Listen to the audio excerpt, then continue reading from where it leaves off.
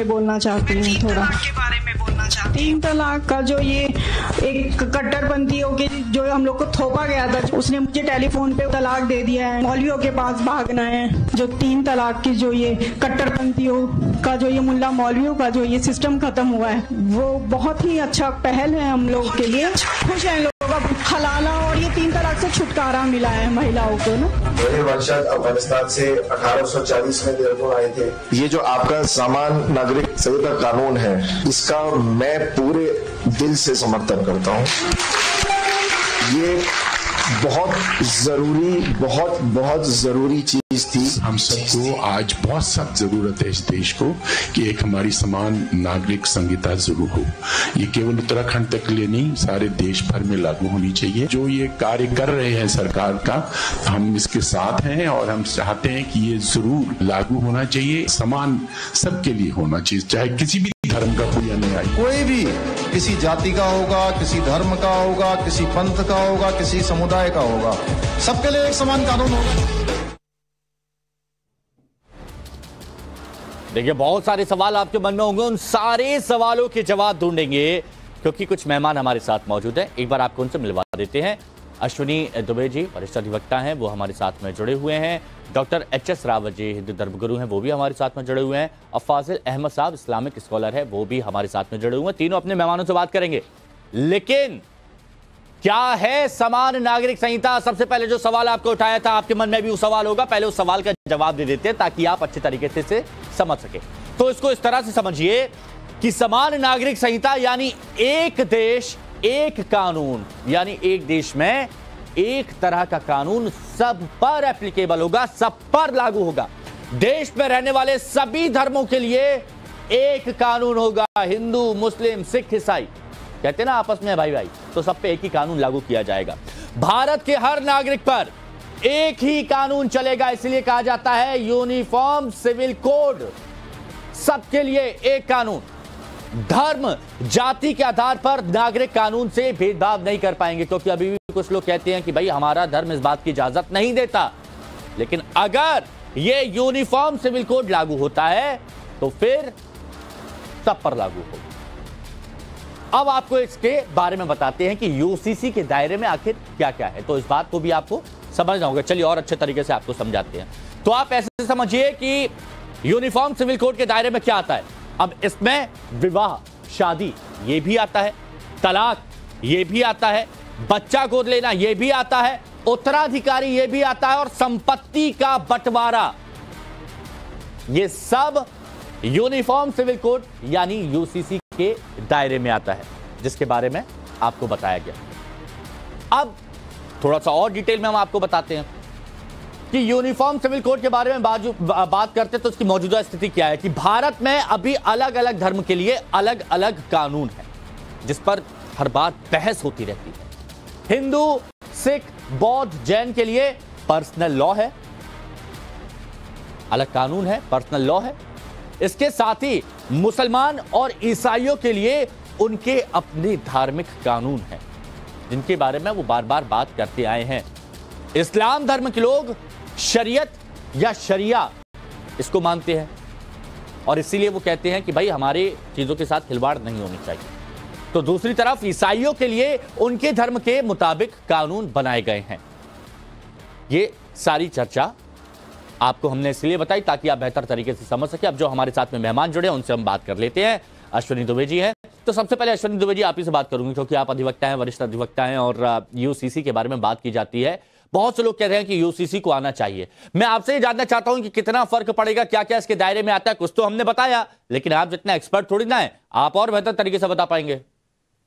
Thank you very much. देखिए, समान नागरिक संहिता, बिल्कुल आपने सही कहा कि उसका किसी रिलीजन से, किसी धर्म से, किसी जाति से लेना देना नहीं है। इसका मुख्य उद्देश्य महिलाओं और धार्मिक अल्पसंख्यकों सहित जो डॉक्टर अंबेडकर द्वारा परिकल्पित कमजोर वर्गों के उत्थान की बात कही गई थी, उनको सशक्त बनाना, उनको सुरक्षा प्रदान करना है, साथ ही साथ एकता के माध्यम से राष्ट्रवादी उत्साह को बढ़ाना है। जब यह बन जाएगा तो उन कानूनों को सरल बनाने का काम होगा जो वर्तमान में धार्मिक मान्यताओं के आधार पर चल रहे हैं। अब देखिए, दो तरह के कानून हैं इस देश में। एक जिसने इसेंशियल टेस्ट कॉन्स्टिट्यूशन का पास किया है, जो भारतीय संसद द्वारा 1956 में हिंदू व्यक्तिगत कानूनों जो सिख, जैनियों, बौद्धों पर और लागू होता है और हिंदुओं पर लागू होता है, जिसमें हिंदू विवाह अधिनियम 1955 है, हिंदू उत्तराधिकार अधिनियम 1955 है, हिंदू अप्रावधायता संरक्षता अधिनियम जिसको गार्जियनशिप और मेंटेनेंस एक्ट कहते 1956 है,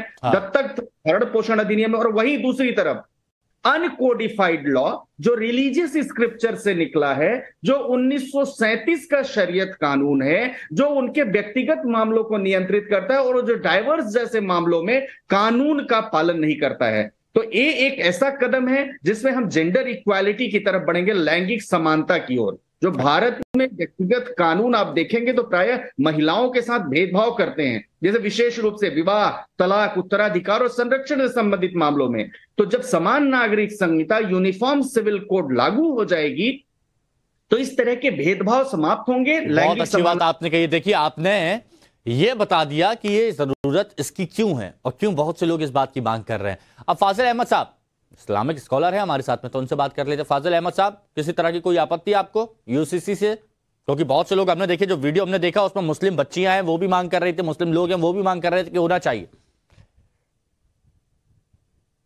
आवाज आपकी जी म्यूट है, शायद अनम्यूट कर लीजिए एक बार। आ रही आवाज मेरी? बिल्कुल आ रही है फाजिल अहमद साहब, बोलिए। देखिए, इसमें मुसलमान का कोई मतलब ही नहीं है। हाँ। जिस तरह से जब नई पार्लियामेंट बनी तो उसमें अखंड भारत का एक फोटो लगा दिया गया।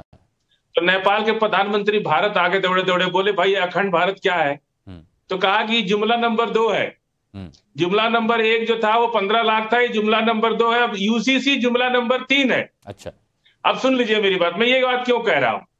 आर्टिकल 19 प्रियम्बल का हिस्सा है। अश्विनी दुबे जी यहाँ बैठे हैं, कानून के जानकार हैं, उनको पता होगा कि आर्टिकल 19 जो है हमको फंडामेंटल राइट्स देता है कि आप अपने धर्म के आधार पर अपनी जिंदगी जी सकते हैं, और आर्टिकल 19 को नहीं खत्म किया जा सकता क्योंकि वो प्रियम्बल का हिस्सा है। अब आर्टिकल 19 को खत्म किए बगैर यूसीसी की बात कैसे हो सकती है?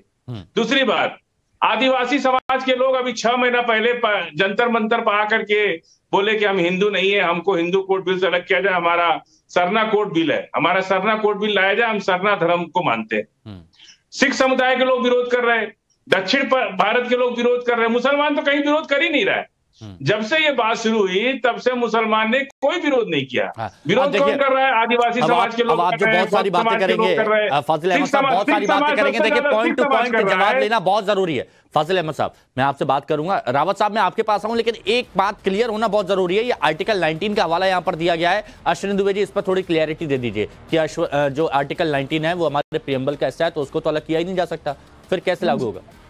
Freedom of speech and expression जो है भारत का संविधान है, उसमें मौलिक अधिकार है, लेकिन freedom of speech and expression subject to public order, morality and 19 में फंडामेंटल राइट्स है, स्पीच नहीं है। फंडामेंटल राइट्स है वकील साहब, सिर्फ आप आर्टिकल 19 हमारा फंडामेंटल राइट्स है जो हमको प्रोटेक्ट करता है कि आपने। फाजिल भाई, एक बार जरा सुन लेते हैं ना दुबे जी को। हाँ भाई, उन आर्टिकल घुमा रहे ना, ये सही। अरे पहले एक बार जरा सुनने तो दीजिए।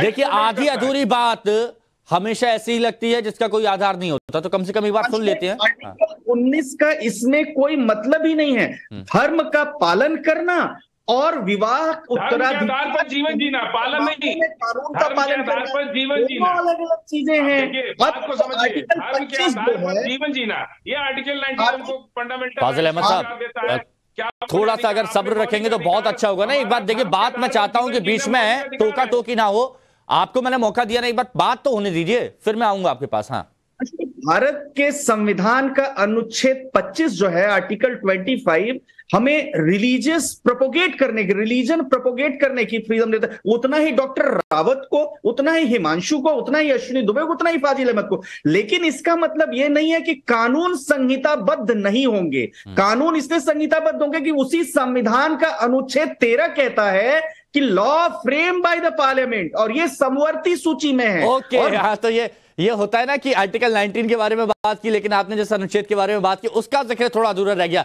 रावत साहब, ब्रेक का वक्त हो गया, लेकिन ब्रेक से लौटूंगा सीधे आपसे मैं बात करूंगा। एक छोटा सा ब्रेक, लेकिन एक बात मैं आपको बता दूं कि सियासत में मुसलमानों के रहनुमा और मौलाना कैसे समान नागरिक संहिता का विरोध कर रहे हैं, ये आपको बताएंगे। लेकिन और हम इसकी मुखालफत भी करेंगे। ये सब तवज्जो हटाने के लिए इलेक्शन की तरफ से ये हिंदुओं को इधर मुतवज्जह करने के लिए, अब हिंदू मुस्लिम नफरत फैलाने के लिए सब कुछ किया जा रहा है। तो बर्ग साहब का मानना है कि हिंदू मुस्लिम में नफरत फैलाने के लिए ये सब किया जा रहा है। Doctor H S. रावत साहब, आप इस बात से इत्तेफाक रखते हैं? देखिए, बिल्कुल कोई इत्तेफाक नहीं है। मेजॉरिटी के अधिकारों का ध्यान रखना पड़ता है। ये सच है कि हम 800 वर्ष गुलाम रहे, उसमें हमारे धर्म का दोहन हुआ, धर्म के साथ अत्याचार हुआ, हिंदू के साथ अत्याचार हुआ, कन्वर्जन हुआ, जबरदस्ती हमारे मंदिरों को, तीर्थों को तोड़ा गया, धर्म भ्रष्ट किए गए। उस स्थिति में कोई भी बहुत सशक्त समाज ये चाहता है कि उसके अपने अधिकार सुरक्षित हों, और हम चाहते हैं कि हमारे अधिकार सुरक्षित हों। कल को कोई दूसरा व्यक्ति दोबारा से आक्रमण ना कर सके। उस आक्रमण को रोकने के लिए सबको बराबर कानून के अधिकार देश के अंदर होना चाहिए, चाहे हिंदू हो, चाहे मुसलमान हो, चाहे सिख हो, चाहे ईसाई हो। इसमें किसी भी मुसलमान को, किसी भी सिख को या किसी ईसाई को कोई भी ऐतराज नहीं होना चाहिए। देश एक, झंडा एक, कानून एक, रीति रिवाज अनेक। आप अपने रीति के हिसाब से अपने धर्म को मानिए, हम अपने धर्म को मानेंगे, लेकिन देश के लिए संविधान का कानून एक ही होना चाहिए। और जहां आर्टिकल 19 की बात कर रहे थे, मौलिक अधिकारों की बात है, वो अपने धर्म को मानने की अधिकार है। आप अपने धर्म का प्रचार प्रसार कर सकते हैं, लेकिन जब देश के कानून की बात आती है तो वहां पर सबको बराबर का अधिकार होना चाहिए। ये नहीं है कि मुसलमान की बेटी को जायदाद में अधिकार नहीं मिलेगा, हिंदू की बेटी को मिलेगा। ये नहीं कि मुसलमान की बेटी को हलाला करना पड़ेगा, हिंदू की बेटी को नहीं करना पड़ेगा। ये कोई तरीका नहीं है देश के अंदर। देश में रहना है तो सबको समान शिक्षा का अधिकार होना चाहिए, समान कानून होना चाहिए, सबके साथ एक जैसा व्यवहार होना चाहिए, तो आपस में भाईचारा भी मजबूत होगा। और आपस में जो बटे हुए ये भी, हाँ, ये पॉइंट है, इस पर जरा बात करना बहुत जरूरी है। एक देश एक कानून, जो हिंदुओं के लिए वही, मुस्लिमों के लिए वही, सिख वही, ईसाई वही, बौद्धों के लिए। तो फाजिल अहमद साहब, इसमें आपत्ति क्या है? क्योंकि बहुत से लोग तो इसके हक में हैं, इसके समर्थन में हैं। देखिए हिमांशु जी, हम लोग भी चाहते हैं कि एक विधान एक संविधान रहे देश के अंदर। जब ये 370 कश्मीर में समाप्त किए थे, तब इन्होंने कहा था कि एक विधान एक संविधान। तो 371 क्यों लागू है मणिपुर में, नागालैंड में? आज 371 के चलते मणिपुर जल रहा है। 371 क्यों नहीं समाप्त कर दिए? इनकी ये दोहरा मापदंड रखते हैं, इनकी कथनी करने में बहुत अंतर है। इनकी हर बात देखिए, कानून बनाना ये नहीं चाहते, ये केवल प्रोपेगेंडा खड़ा करके 2024 की चुनाव के लिए एक माहौल बनाना चाह रहे हैं। नहीं, आखिर 371 क्यों समाप्त हुआ? सुनिए, ये तो पॉलिटिकल बात हो गई ना। मैं पॉलिटिकल बहस में अभी नहीं पढ़ना चाहता। फाजिल भाई सुनिए ना, मैं पॉलिटिकल बहस में अभी नहीं पढ़ना चाहता, क्योंकि वो बहुत लंबी खिंच जाएगी। मैं आम लोगों से जुड़े फायदे के बारे में बात करना चाहता हूं। मैं आम लोगों से जुड़े फायदे के बारे में बात करना चाहता हूं। तो इसलिए बताइए कि अगर ये कानून लागू होगा तो सबको एक समान फायदा नहीं होगा, ये बताइए। अभी रावत साहब ने कहा कि लड़कियों को हम 1400 साल से, जब से इस्लाम कुरान जो है बेटियों को अधिकार दे रहा है, पिता की संपत्ति में बेटियों का हक है। दिया हो तो सामानो केस में क्या हुआ था? फिर आपको नहीं, सामानो केस में आपने सुप्रीम कोर्ट के फैसले को क्यों नहीं माना? सामानो केस में आपने सुप्रीम कोर्ट के फैसले को, संविधान को क्यों नहीं माना? उस समय क्या हो गया था? 2 लाख मुसलमान वोट क्लब के ऊपर धरना देने लग गए थे। आप नहीं, उस समय क्यों नहीं दिया आपने? मैं देखिए, जिस मुद्दे पर है उसी मुद्दे पर बात करेंगे, इसलिए फाजिल अहमद साहब ये बताइए ना, तो फिर ये लोग कौन है? सुनिए, तो वो मुस्लिम लोग, वो मुस्लिम बेटियां कौन है जो इसके हक में आवाज उठा रहे हैं? मुझे ये तो बताइए, वो लोग कौन है? 70 साल में क्या मुझे फाजिल अहमद साहब इस बात का जवाब दीजिए कि वो लोग कौन है जो इसके हक में आवाज उठा रहे हैं, इसका समर्थन कर रहे हैं? वो मुस्लिम भाई कौन है? इसका विरोध कर रहा है, सिख समाज इसका विरोध कर रहा है। दक्षिण भारत में जगह जगह धरने प्रदर्शन हो रहे हैं। आप जब से यूसीसी की बात हो रही है, सबसे ज्यादा आदिवासी समाज ने आवाज उठाई है, सबसे ज्यादा दलित समाज ने आवाज उठाई है, सिख समाज पूरी तरह से विरोध में है। आप एक बार सर्वे तो करवाइए। अच्छा, आपको ऐसा लगता है कि इसके लागू होने से किसी तरह से आपके धर्म पर सवाल उठेंगे, या फिर ये कहा जाए कि कुछ जो वो बोलते हैं कि स्वतंत्रता छीन ली जाएगी, ऐसा कुछ आपका मानना है क्या? नहीं, स्वतंत्रता, धार्मिक स्वतंत्रता पर खतरा है? धर्म के आधार पर जीवन जीने का अधिकार देता है, तो इनको क्या प्रॉब्लम है भाई? अरे तो सिख समाज क्यों परेशान है? अश्विनी दुबे जी, देखिए, एक चीज मैं चाहता हूं कि आप लीगल एक्सपर्ट हैं, तो इस बात को क्लियर करिए। इसके लागू होने से, यूसीसी के लागू होने से क्या किसी भी तरह से धार्मिक स्वतंत्रता पर किसी तरह का असर पड़ेगा? बिल्कुल नहीं कोर्ट है ना देश के अंदर। फाजिल अहमद साहब, हिंदू धर्म के, सुन लीजिए फाजिल अहमद साहब रुकिए, मैंने ये सवाल अश्विनी दुबे जी से पूछा है, अश्विनी दुबे जी से पूछा। हिंदू कोर्ट बिल देश में है ना, हिंदू कोर्ट बिल। फाजिल अहमद साहब अश्विनी दुबे जी से सवाल पूछा है। हाँ भाई, ये धर्मनिरपेक्षता की आधारशिला को मजबूत करेगा।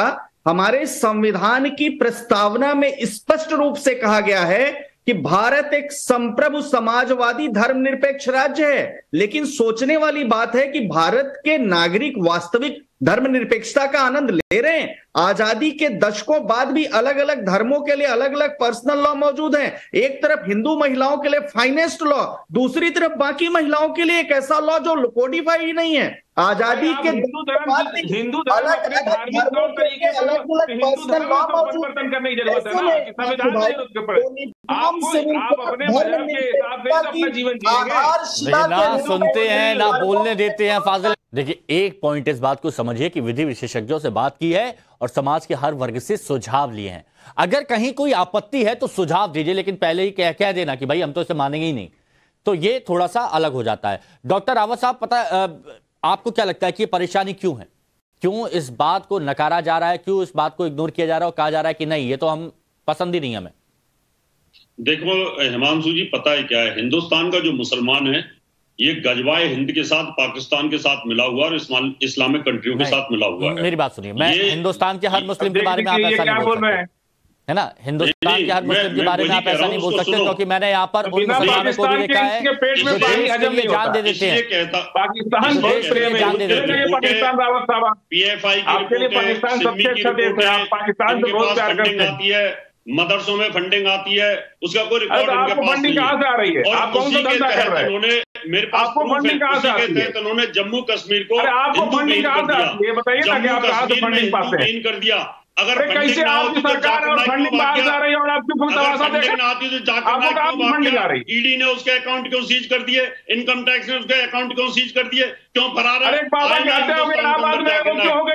हमको बताइए जरा। चलिए ठीक है, बाबा की हत्या इलाहाबाद में क्यों हो गई? वो समझ गए कि फाजिल अहमद साहब बात सुनने को तैयार नहीं है और अश्विनी दुबे जी लाख लीगल पॉइंट यहां पर रख लें, लेकिन उसके बावजूद जो लोग मन बना चुके हैं वो मन बना चुके हैं। वो कहते हैं ना कि सोते हुए को जगाना बेहद आसान रहता है, लेकिन जो सोने की एक्टिंग कर रहा हो आप उसको जगा नहीं सकते हैं। ये बड़ी परिस्थितियां यहाँ पर सामने आ गई।